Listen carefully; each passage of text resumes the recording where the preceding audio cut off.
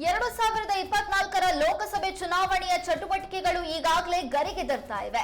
ಇದೀಗ ಬಿಜೆಪಿ ಲೋಕಸಭೆ ಚುನಾವಣೆ ಘೋಷಣೆ ಮಾಡೋದಕ್ಕಿಂತ ಮುಂಚೆನೆ ತನ್ನ ಮೊದಲ ಪಟ್ಟಿಯನ್ನ ಬಿಡುಗಡೆ ಮಾಡಿದೆ. 195 ಅಭ್ಯರ್ಥಿಗಳನ್ನ ಘೋಷಣೆ ಮಾಡಿ ಬಿಜೆಪಿ ಇದೀಗ ಮೊದಲ ಪಟ್ಟಿಯನ್ನ ಬಿಡುಗಡೆ ಮಾಡಿದೆ. ಆದ್ರೆ ಈ 195 ಜನ ಅಭ್ಯರ್ಥಿಗಳ ಪಟ್ಟಿಯಲ್ಲಿ ಕರ್ನಾಟಕದ ಯಾವ ಅಭ್ಯರ್ಥಿಗಳ ಹೆಸರು ಕೂಡ ಘೋಷಣೆಯಾಗಿಲ್ಲ.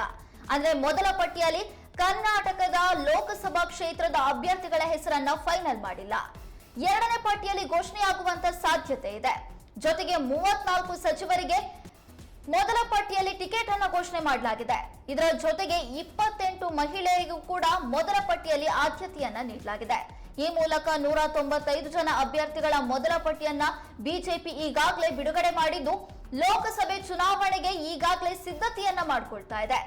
ಪ್ರತಿ ಬಾರಿ ಕೂಡ ಲೋಕಸಭೆ ಚುನಾವಣೆ ಆಗಿರ್ಬೋದು, ವಿಧಾನಸಭೆ ಚುನಾವಣೆ ಆಗಿರ್ಬೋದು, ಚುನಾವಣೆ ಘೋಷಣೆ ಮಾಡಿ ಉಳಿದ ಪಕ್ಷಗಳು ಅಭ್ಯರ್ಥಿಗಳ ಪಟ್ಟಿಯನ್ನ ಬಿಡುಗಡೆಗೊಳಿಸಿದ ನಂತರ ಹೆಚ್ಚಾಗಿ ಬಿಜೆಪಿ ಅಭ್ಯರ್ಥಿಗಳ ಪಟ್ಟಿಯನ್ನ ಬಿಡುಗಡೆಗೊಳಿಸ್ತಾ ಇತ್ತು.